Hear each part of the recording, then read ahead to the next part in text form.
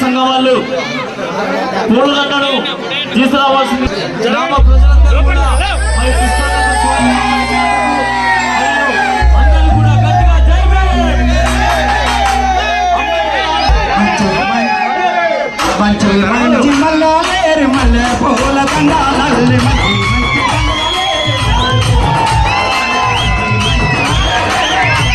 ఆలోచన విధానం వద్దులాలి, అంబేద్కర్ ఆలోచన విధానం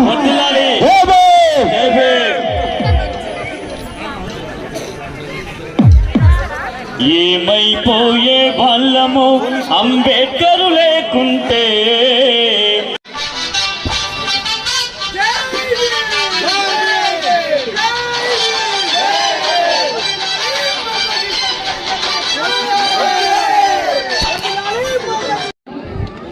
దళిత క్రైస్తవుల మెడ మీద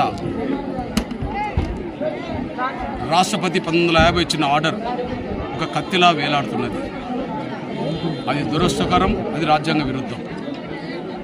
ఈ దేశంలో భారతీయులందరికీ ఎవరైనా తమ ఇష్టమున్న దైవాన్ని మతాన్ని ఎన్నుకునే స్వేచ్ఛ ఆర్టికల్ 25 ఇచ్చింది. కానీ రాష్ట్రపతి ఆర్డర్ మాత్రం ఎస్సీలు హిందువులుగా ఉంటేనే ఎస్సీ హోదా వర్తిస్తుందని చెప్పి ఒక దుర్మార్గమైన ఆర్డర్ తీసుకొచ్చారు. ఆ ఆర్డర్ 70 ఏళ్ళు గడిచిపోతుంది. ఆర్డర్ 70 సంవత్సరాలు అవుతున్నాయి. అయినప్పటికీ ఇప్పటికీ ఆ కత్తి అలానే వేలాడుతుంది. ఇట్లాంటి పరిస్థితుల్లో అగ్రకులాలు చర్చకి వెళ్తే వాళ్ళు అగ్రకులాల హోదే ఉన్నప్పుడు వాళ్ళకి ఈడబ్ల్యూఎస్ రిజర్వేషన్ వర్తిస్తున్నారు. బీసీలు చర్చలకు వెళితే వాళ్ళకి బీసీ హోదానే యథావిధిగా ఉన్నప్పుడు బీసీ రిజర్వేషన్ వర్తింపజేస్తున్నారు.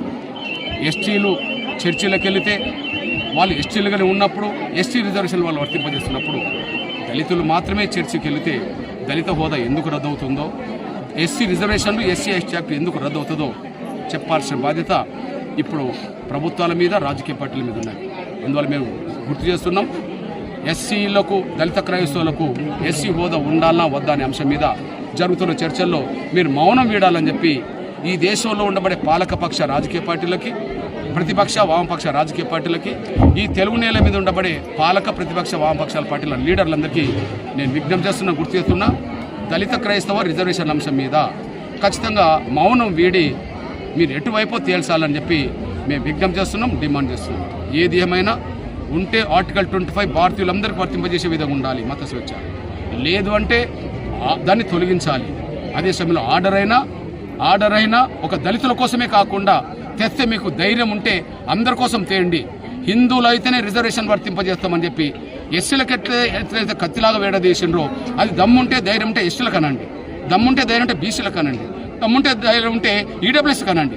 అంతేగాని అందరికీ వర్తింపజేయండి ఒక దుర్మార్గమైన ఆర్డర్ ఒక దళితుల మెడ మీద పెట్టినట్టుగా, కత్తి పెట్టినట్టుగా ఇక ముందు ఉండొద్దని చెప్పి మేము గుర్తు చేస్తూ రాబోయే రోజుల్లో దళిత క్రైస్తవులను సమీకరించే దిశగా, దళిత క్రైస్తవుల హక్కులను అస్తిత్వాన్ని నిలబెట్టే దిశగా భవిష్యత్తు పోరాటానికి ఎంఆర్పీ సిద్ధపడుతుంది. ఆ సిద్ధపడడానికంటే ముందు రాజకీయ పార్టీలు మౌనం వీడాలని చెప్పి మేము డిమాండ్ చేస్తున్నాం.